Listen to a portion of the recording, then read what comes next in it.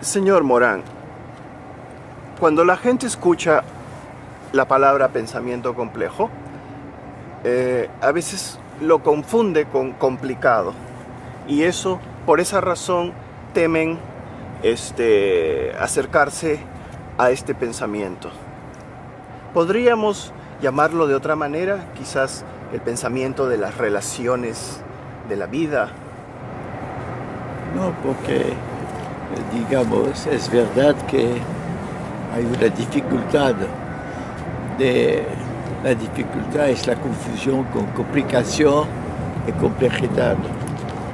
Pero de todo modo hay una dificultad, porque la idea del complejo hace miedo, porque la gente complejo significa el contrario de la simplicidad, de la claridad. Y para la gente es la confusión. ¿Por qué es la confusión? Porque en nuestra educación de la escuela o de la universidad, los que nos aprendemos es un saber cortados en pedazos, en disciplinas compartimentadas, separadas, psicología, sociología, historia y todo el resto. Si usted ve el ser humano es en una historia, en una sociedad, a una psicología.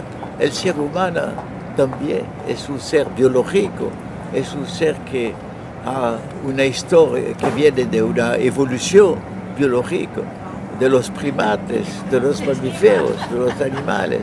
Y también el ser humano, toda la vida es hecha de moléculas, de átomos que son físicos, y las partículas de nuestros átomos puede ser son nacidos al inicio, al principio del universo.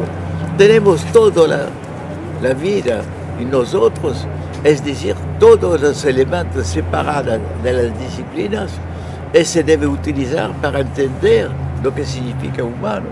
Entonces, es una dificultad. Hay la dificultad de la confusión, hay la dificultad de pensar que complicación es complejidad y lo mismo. Pero la cuestión es de enfrentar la dificultad. Y por esto es difícil, porque la educación de la gente busca las cosas simples, claras, fáciles. Es una cosa, aprender es difícil, pero es una necesidad vital.